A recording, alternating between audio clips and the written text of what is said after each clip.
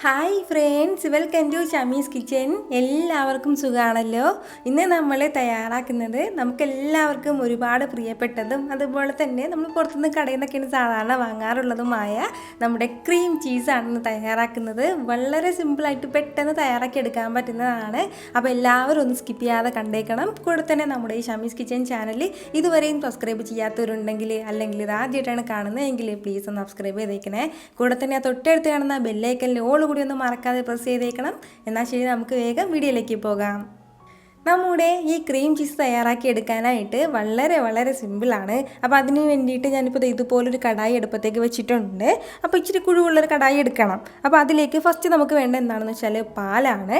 ഞാനിപ്പോൾ 1 litre പാലിലാണ് cream cheese തയ്യാറാക്കി എടുക്കുന്നത്. നല്ല കട്ടിയുള്ള പാൽ, അതായത് ഫാറ്റൊന്നും പോകാത്ത പാൽ വേണം എടുക്കാനായിട്ട്. വീട്ടിലൊക്കെ കൊണ്ടുവരുന്ന പാലാണെന്നുണ്ടെങ്കിലും കുഴപ്പമില്ല, അല്ലാന്നുണ്ടെങ്കിൽ പുറത്തുനിന്ന് വാങ്ങുന്നതാണെന്നുണ്ടെങ്കിലും നല്ല ഫാറ്റുള്ള പാൽ നോക്കി വാങ്ങാൻ വേണ്ടി പ്രത്യേകം ശ്രദ്ധിക്കണം. നമ്മുടെ ചീസ് തയ്യാറാക്കി എടുക്കാൻ വേണ്ടിയിട്ട് അപ്പോൾ 1 ലിറ്റർ പാലാണ് ഞാനിപ്പോൾ എടുത്തിട്ടുള്ളത്. ഇനി നമുക്ക് വേണ്ട എന്താണെന്ന് വെച്ചാൽ നല്ലതുപോലെ ഒന്ന് ചൂടായി കിട്ടണം. അപ്പോൾ നല്ലതുപോലെ ഒന്ന് ചൂടായി വരട്ടെ. വളരെ സിമ്പിളായിട്ട് പെട്ടെന്ന് തന്നെ വീട്ടിൽ തയ്യാറാക്കി എടുക്കാൻ പറ്റുന്നതാണ് നമുക്ക് ഈ ചീസ് എന്നൊക്കെ പറയുന്നത്. ഒരുപാട് നാൾ നമുക്ക് ഇത് ഫ്രിഡ്ജിൽ സൂക്ഷിക്കാൻ വേണ്ടി പറ്റും. ഏകദേശം 2 ആഴ്ചയോളം നമുക്ക് ഫ്രിഡ്ജിൽ സൂക്ഷിക്കാൻ പറ്റുന്നതാണ് ഈ ചീസ്. നമ്മളിതാ വെച്ച് കൊടുത്ത പാലൊക്കെ നന്നായിട്ടൊന്ന് ചൂടായി തുടങ്ങുകയാണ്. അതായത് തിളച്ച് തുടങ്ങുന്നതിന് തൊട്ട് മുമ്പാണ്. ഇതിപ്പോൾ നല്ല ചൂടായിട്ടുണ്ട്. അപ്പോൾ ഈ ചൂടാകുന്ന സമയത്ത് പിന്നെ നമുക്കിതിലേക്ക് ചേർത്ത് കൊടുക്കേണ്ടത് ഏകദേശം ഒരു വലിയ സ്പൂണിൽ 1 സ്പൂൺ അളവിൽ തൈരും കൂടിയാണ്. അപ്പോൾ തൈരിന് പകരം നമുക്ക് വേണമെന്നുണ്ടെങ്കിൽ വിനീഗർ ചേർത്ത് കൊടുക്കാം. അല്ലാന്നുണ്ടെങ്കിൽ നമുക്ക് കുറച്ച് നാരങ്ങ നീര് ചേർത്ത് കൊടുത്താലും മതിയാവും. ഞാനിപ്പോൾ തൈരാണ് എടുത്തിട്ടുള്ളത്. തൈരുണ്ടെങ്കിൽ തൈര് തന്നെ മസ്റ്റായിട്ടൊന്ന് ചേർക്കാൻ വേണ്ടി പ്രത്യേകം ശ്രദ്ധിച്ചേക്കണം. തൈര് ചേർത്ത് കൊടുത്തതിന് ശേഷം പിന്നെ നമുക്ക് വീണ്ടും നന്നായിട്ട് ഇളക്കി കൊടുക്കണം. പിന്നെ ഒരു സൈഡിൽ മാത്രമേ ഇത് ഇളക്കി കൊടുക്കാൻ വേണ്ടി പാടുള്ളൂ. അതായത് നമ്മളിങ്ങനെ ക്ലോക്ക് വൈസും ആൻറ്റി ക്ലോക്കും അങ്ങനെയൊന്നും നമ്മളിതിങ്ങനെ മിക്സ് ചെയ്യരുത്. പകരം ഒരേ ഒരു സൈഡിലേക്ക് മാത്രം ഒന്ന് റൊട്ടേറ്റ് ചെയ്ത് മിക്സ് ചെയ്തുകൊണ്ടേയിരിക്കണം. അപ്പോഴത്തേക്ക് നമ്മുടെ പാല് നന്നായിട്ടൊന്ന് പിരിഞ്ഞ് കിട്ടിക്കോളും.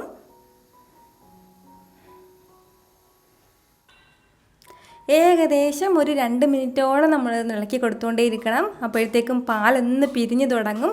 പിരിഞ്ഞു തുടങ്ങിയതും ഇതുപോലെ ഇങ്ങനെ വെള്ളം സെപ്പറേറ്റ് ആയിട്ട് ആകുമ്പോഴത്തേക്കും നമുക്ക് ഉടൻ തന്നെ ഫ്ലെയിം ഓഫ് ചെയ്യാം. വീണ്ടും ഇട്ട് നമ്മൾ ഒരുപാട് സമയത്ത് തിളപ്പിക്കരുത്. എങ്കിൽ പിന്നെ ഈ പിരിഞ്ഞ പാലൊക്കെ കട്ടയായി പോകും, അതായത് ഒരുപാട് ഹാർഡായി പോകും. അങ്ങനെ ഹാർഡായിട്ടുള്ളതല്ല നമുക്ക് വേണ്ടത്, നല്ല സോഫ്റ്റ് ആയിട്ട് വേണം നമുക്ക് കിട്ടാനായിട്ട്. അപ്പോൾ ഇതിപ്പോൾ പിരിഞ്ഞു തുടങ്ങിയിട്ടേ ഉള്ളൂ. അപ്പോഴത്തേക്കും തന്നെ നമ്മൾ ഫ്ലെയിം ഓഫ് ചെയ്യാണ്. ഇനി ഫ്ലെയിം ഓഫ് ചെയ്ത് കൊടുത്തതിന് ശേഷം പിന്നെ നമുക്ക് വേണ്ട എന്താണെന്ന് വെച്ചാൽ ഇത് നന്നായിട്ടൊന്ന് അരിച്ചെടുക്കണം. ഒന്നുകിൽ ഒരു കോട്ടൺ തുണിയിലേക്ക് നമ്മളിതൊന്ന് അരിച്ചെടുക്കണം. അല്ലാന്നുണ്ടെങ്കിൽ അത്രയ്ക്കും വലിയ ഇഴയില്ലാത്ത ഒരു അരിപ്പയിലൂടെ ഇത് അരിച്ചെടുത്താലും മതിയാവും. അപ്പോൾ അരിച്ചെടുക്കാനായിട്ട് ഞാനിപ്പോൾ ഇതുപോലൊരു ബൗൾ എടുത്ത് വെച്ചിട്ടുണ്ട്.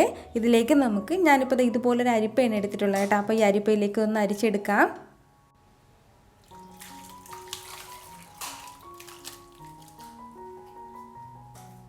ഇതുപോലെ ഒന്ന് അരിച്ചെടുത്ത് കഴിഞ്ഞാൽ പിന്നെ നമുക്ക് വേണ്ടത് ഇതുപോലെ കംപ്ലീറ്റ് വെള്ളം ഇതുപോലെ ഒന്ന് തട്ടിക്കളഞ്ഞാൽ മാത്രം മതിയാവും. അതായത് പിന്നീട് നമ്മളിത് സ്ക്യൂസ് ചെയ്യണം, പിഴിഞ്ഞെടുക്കാൻ വേണ്ടിയിട്ട് നിൽക്കരുത്. ഇതിൽ പിഴിഞ്ഞിട്ട് ഇതിലെ കംപ്ലീറ്റ് വെള്ളവും പോയി കിട്ടണം, അങ്ങനെ ആ ഒരു രീതിക്ക് നിൽക്കരുത്.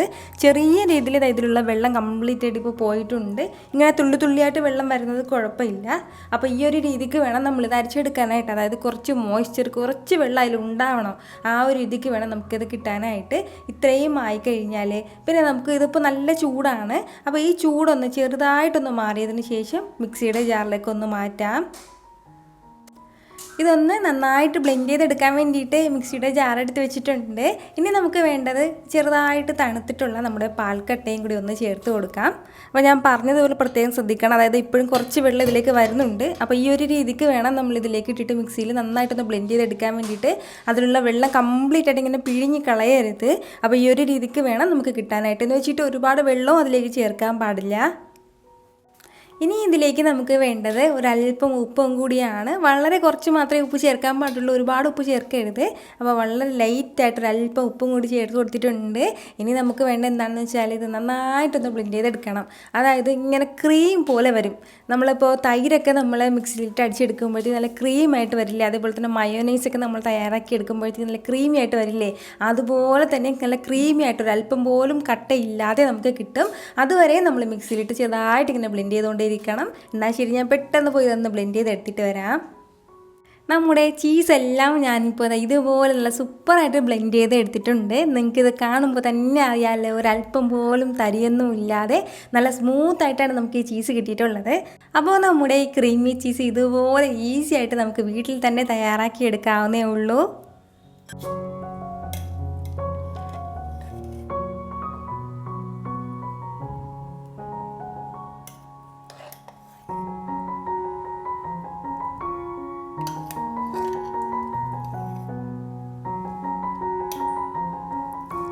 ഈ ചീസ് നമുക്ക് ഇപ്പോൾ തന്നെ ഉപയോഗിച്ച് തുടങ്ങാവുന്നതാണ്. അപ്പോൾ നമുക്കിത് സ്റ്റോർ ചെയ്യാൻ വേണ്ടിയിട്ട് ഒരു എയർടൈറ്റ് ബോട്ടിലേക്ക് ആക്കിയതിന് ശേഷം ഒന്നുകിൽ ഫ്രീസറിൽ വെക്കാം, അല്ലാന്നുണ്ടെങ്കിൽ ഒരു 3 ഡിഗ്രി സെൽഷ്യസിന് താഴെയുള്ള ആ കൂളിങ്ങിൽ വേണം നമ്മളിത് സൂക്ഷിച്ച് വെക്കാനായിട്ട്.